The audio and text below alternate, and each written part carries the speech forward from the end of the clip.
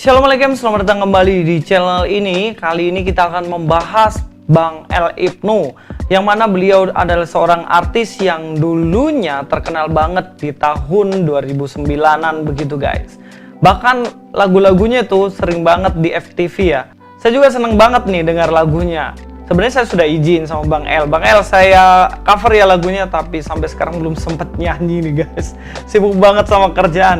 Oke, kita langsung aja, kita akan bahas. Tapi sebenarnya gini, saya kasih disclaimer ya guys. Saya nggak terlalu tertarik dengan orang yang murtad untuk mau cari sesuatu, cari sensasi, mungkin mau murtad karena ikut rame dan lain sebagainya. Saya nggak terlalu suka ya masuk Kristen karena nggak ada motivasi yang jelas. Itu saya nggak terlalu tertarik. Tetapi yang kali ini saya bahas yaitu orang yang benar-benar menjadi pengikut Yesus bukan karena sesuatu, tapi karena memang betul-betul memiliki iman yang teguh dalam Tuhan Yesus. Sebenarnya udah lama banget dia jadi Kristen, karena udah hampir 3 tahunan lah kami chattingan terus. Intensif lah kami chattingan, tetapi baru beberapa hari yang lalu atau beberapa minggu yang lalu mendeklarasikan bahwa dirinya adalah pengikut Yesus. Dia adalah El Ibnu atau vokalisnya dari El Kasih. Kita langsung nonton beritanya aja dulu ya guys ya. El Ibnu menceritakan bagaimana perjalanan pindah agama dari Islam ke Kristen. Semua ini berawal saat ia mengidap penyakit stroke dan diceraikan oleh sang istri. Vokalis band El Kasih itu kemudian memutuskan untuk pindah agama dan memperdalam ilmu agama Kristen. Oke, di sini dikatakan bagaimana betul. Sebenarnya Bang El ini dia masuk ke Kristen pada masa-masa sulitnya. Rencananya dia bunuh diri, tetapi ternyata menemui kebenaran yaitu dalam Kristen dan pada akhirnya dia percaya kepada Yesus. Tapi hari ini saya akan lebih langsung berkomunikasi dengan Bang El. Berhubung Bang El tidak bisa komunikasi secara langsung ya, jadi kalau kita ngomong nggak bisa. Tetapi beliau bisa dengan cara menulis guys. Jadi lewat chattingan lah kita akan mewawancarai secara langsung. Tapi sebelum itu saya mau bahas satu video bagaimana Bang El itu seneng banget ketika dia bisa memproklamasikan bahwa dirinya adalah pengikut Yesus. Langsung aja ke chattingannya, ini adalah nomornya Bang El Ibnu. Tanggal 20 Juli kemarin, Bang El dia mengirimkan satu pesan kepada saya mengenai videonya yang dibaptis.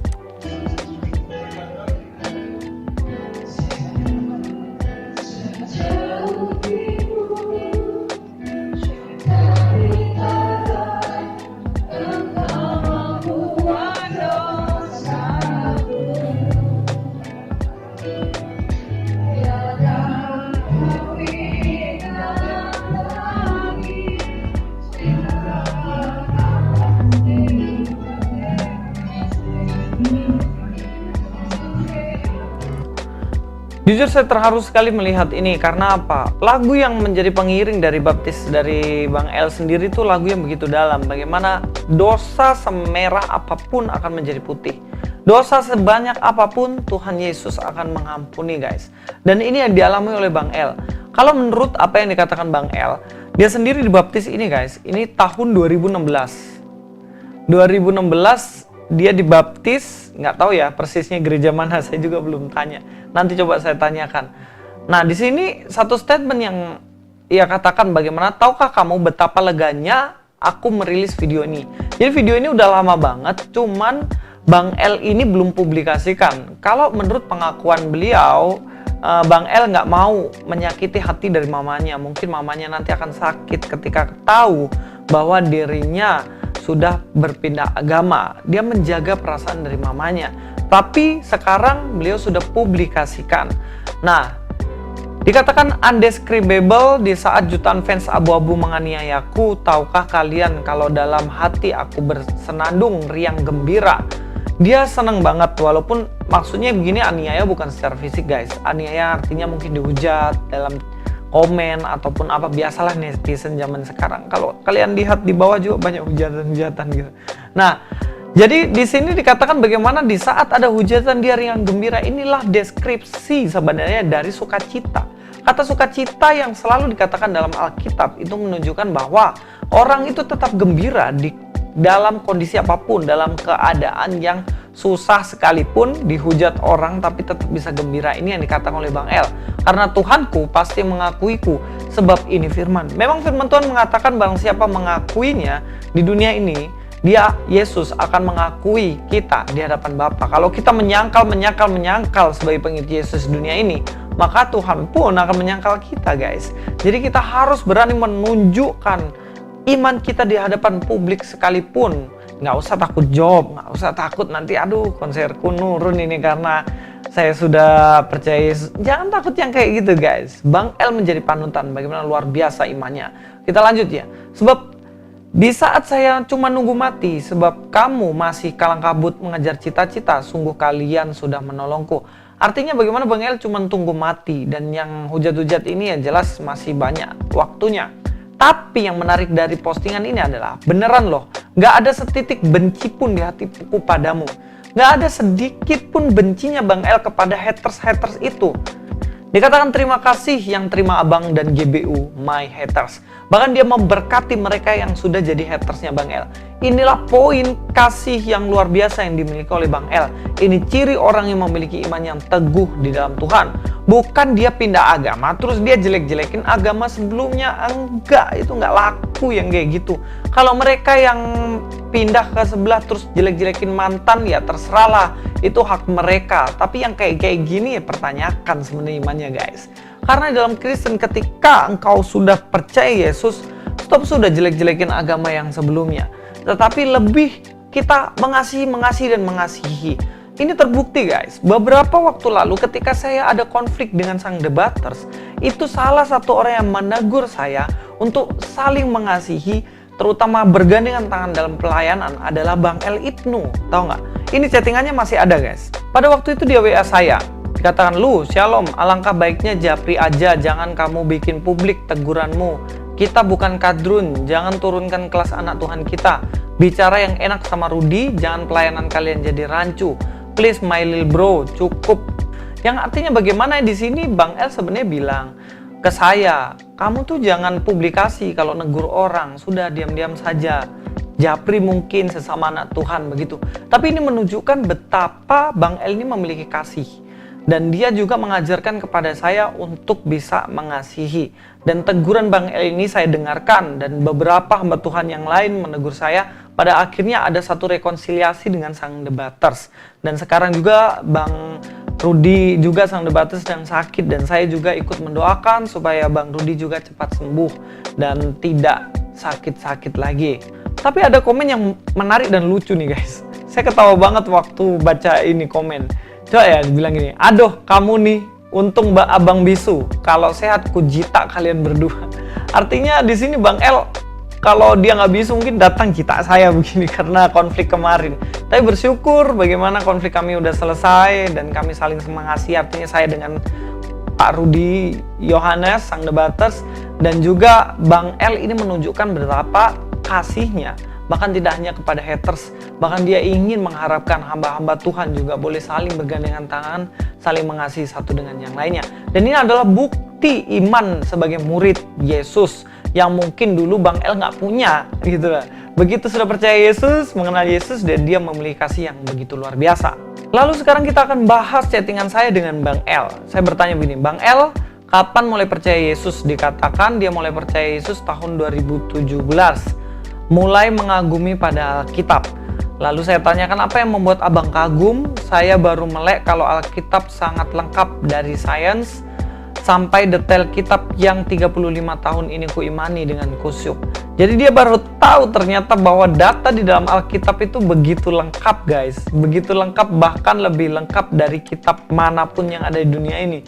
Dan dia baru tahu ini dan dia begitu kagum dengan Alkitab. Jadi kalau ada orang Kristen yang dari lahir langsung udah Kristen tapi nggak suka Alkitab, waduh, guys, Anda kurang sehat sepertinya. Kalau orang yang sehat dia akan tahu bahwa dalam Alkitab itu begitu detail, bahkan siapa mamanya Salomo ada, apa kasusnya pada waktu Mama Salomo dan Daud ada, semua ada. Seperti yang bahas Ahmad Dhani kemarin ya sama Felix Yau. Felix Yau terbukti nggak ngerti apa-apa tentang Alkitab ketika berbicara mengenai Daud Salomo. Tapi Bang El tuh tahu secara detail gitu.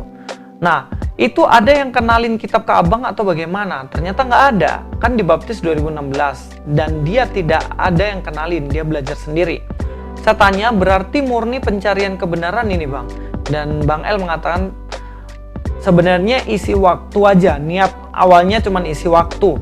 Terus apa yang abang temukan dalam pencarian itu? Dan yang paling mengejutkan saya bagaimana Bang El mengatakan Yesus adalah Elohim dan Tuhan yang benar.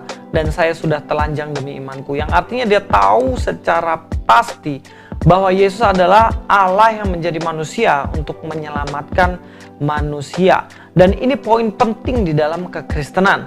Dan Bang El tingkat pemahamannya sudah sampai di situ. Dan ini luar biasa. Dan yang menarik bagi saya nih guys, Bang El ini kan dalam kondisi sakit, tapi kok bisa gitu ya, dia masih bertahan imannya sampai sekarang. Lalu saya tanya begini, Bang, tidak kecewa dengan Tuhan Yesus kah? Karena ketika percaya dia abang sakit. Ini pertanyaan saya salah, saya pikir dia percaya dulu, habis itu dia sakit. Ternyata enggak, kan aku sakit dulu baru percaya. Tetapi intinya di sini, dia nggak kecewa guys, nggak kecewa. Lalu saya tanyakan, apa yang buat abang kuat ngadepin ujian ini? Lalu tahu nggak guys, jawabannya apa? Jawabannya gini, tenang aja karena janji keselamatan. Jadi janji keselamatan inilah yang membuat Bang El bisa bertahan sampai saat ini dalam kondisi yang begitu berat. Tahu nggak janji keselamatan itu artinya apa? Ketika Anda mati, Anda tidak akan di neraka, tapi akan selamat, hidup kekal bersama dengan Yesus. Yang mungkin sekarang Bang El sakit, tidak bisa jalan, tidak bisa ngomong. Tapi ketika dia hidup kekal, memperoleh janji keselamatan, diselamatkan, dia tidak akan lagi merasakan sakit. Tidak ada kesakitan bersama dengan Yesus. Ketika dia sudah hidup kekal di surga guys. Mungkin di dunia ini menderita, tetapi percayalah, ketika kita hidup kekal bersama dengan Tuhan Yesus surga, kita tidak akan lagi mengalami kesakitan, kesedihan, penderitaan, dan lain sebagainya. Dan iman ini yang dimiliki oleh Bang El, dan ini luar biasa banget. Lalu saya membalasnya dengan mengatakan begini, iman abang memang luar biasa. Ayub masa kini saya sangat berkati. Jujur saya sangat diberkati sekali dengan iman dari Bang El.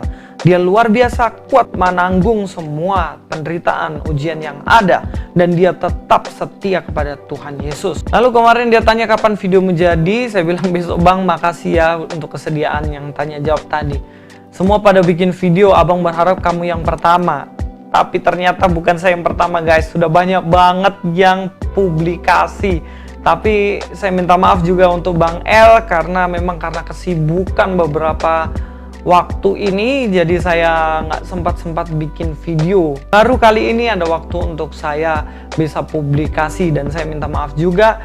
Tapi teman-teman netizen semuanya, mari kita doakan Bang El, kita support Bang El karena imannya yang begitu kuat dan teguh. Kita doakan supaya sembuh penyakitnya dan kita percaya ketika Bang El sembuh, dia akan dipakai luar biasa untuk melayani Tuhan. Tidak hanya melalui nyanyian, lagu, tetapi juga melalui hidup dan juga pemberitaan firman-Nya kelak. Pesan dari saya, tetap kuat, tetap semangat Bang El, tetap setia sampai akhir, tidak pernah mengecewakan ketika kita mengikut Yesus, bahkan sampai akhir hidup kita. Luis Prasetyo sini, God be with you.